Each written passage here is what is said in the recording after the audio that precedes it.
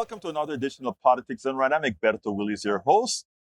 Today I'm with Tia Freeman. Welcome to Politics and Right, Tia. Hi, thanks for having me. Good. Look, let me tell you, I understand you are the comms director of an organization. Why don't you tell us a little bit about that? Yeah, so I work for an organization called Yellowhammer Fund.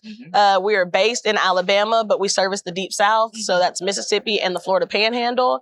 We're a reproductive justice organization, abortion fund, and an intermediary for other organizations in the state.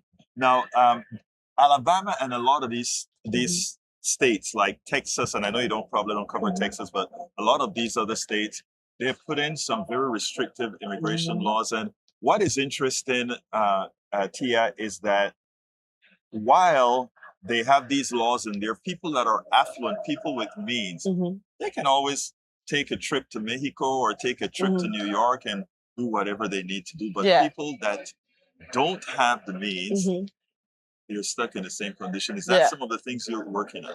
Yeah, so that's a lot of what we're seeing is that with these really regressive abortion bans, after the fall of, or the reversal of Roe v. Wade, Alabama had a trigger law on the books, so it was immediately gone in the state as well as Mississippi.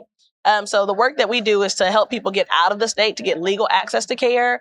That often looks like sending Alabamians and Mississippians to Illinois, to Chicago, DC, Virginia. A lot of people don't know, but Georgia does have a heartbeat ban. A lot of people think of it as like a 6-week ban. Right. So if we catch it early enough, sometimes we can still send them down the street to Georgia. Right. But most of the time, it's travel. So it's paying for flights, procedures, hotel stays. We also allow them to bring a support person because that can be kind of an emotionally heavy experience for some people. So we want to make sure that they feel cared for, not just from their financial needs, but also from their emotional standpoint. Right. And then we work very closely with the clinics across the network to make sure that people have access to care that is dignified and safe and responsive to their cultural needs. Now, when you do that, do you ever run the risk of the local government accusing you of breaking their laws? Yes. So after Roe, we were sending people out of state, which was legal and constitutionally protected. Right. And our attorney general threatened to criminalize us by name and said that the attorney general in what state?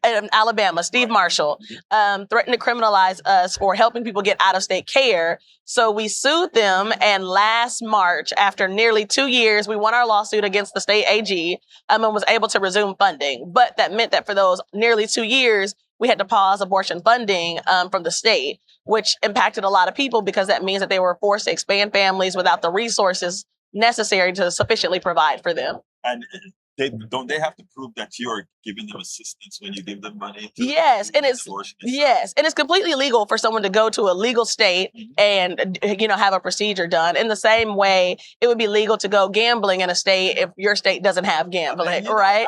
Something that seemed like it shouldn't even be questioned, right? Yeah. Unless you have that, unless you have a interstate law that says, you can't do something that's legal in another state. How can they stop what you all are doing in Alabama and Mississippi? And sometimes it's not about if they know that a law can pass or not. Because sometimes they know it won't pass. Right. But what they're doing is they're creating as many barriers and as many obstacles as possible, forcing people to continue their pregnancies. Right. And so like for nearly 2 years, we were shut down for abortion funding, which is what they wanted, right? So we won the lawsuit, which is great. We have resumed funding. We have funded every single abortion out of Alabama and Mississippi since March 31st of 2025.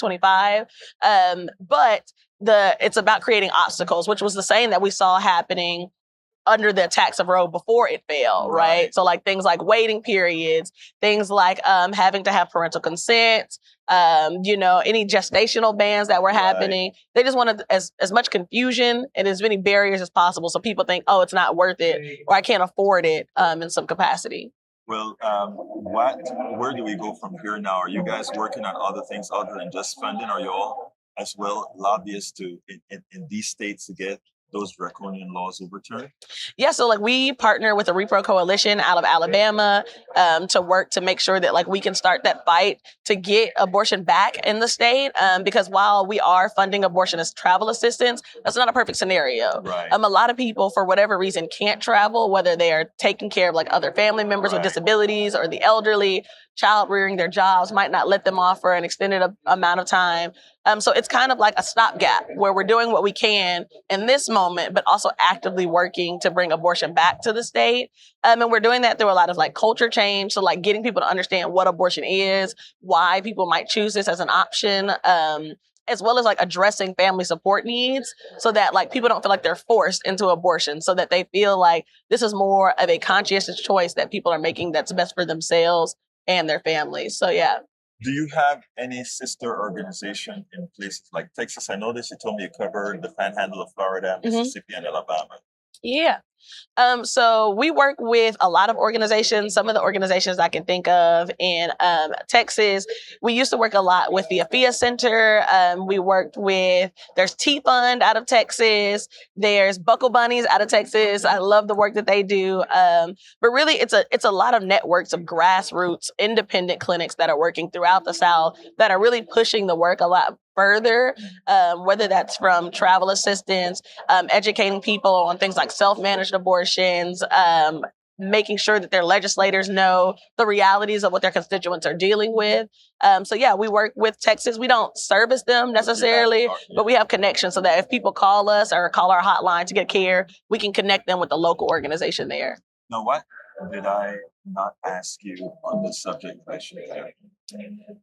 I think a lot of people want to know like how they can get involved or like what they can do a part of the struggle. And one of the things that really supported us is while we were down from our abortion funding, that we didn't have donors abandon us because we needed that funds to be able to, do the lawsuit so that we can get back to having abortion funding. Right. And I think also that allowed us to expand our programming beyond just being an abortion fund, really into the realm of a reproductive justice organization.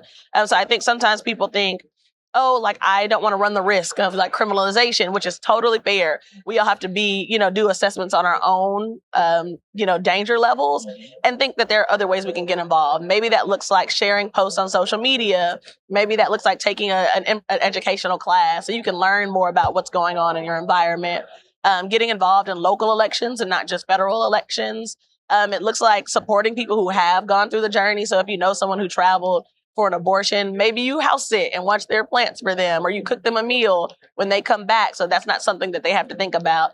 Pick up their kids, with consent and they feel comfortable with that so that they can rest and prioritize, like getting back into the swing of things in a much more like slow and intentional manner.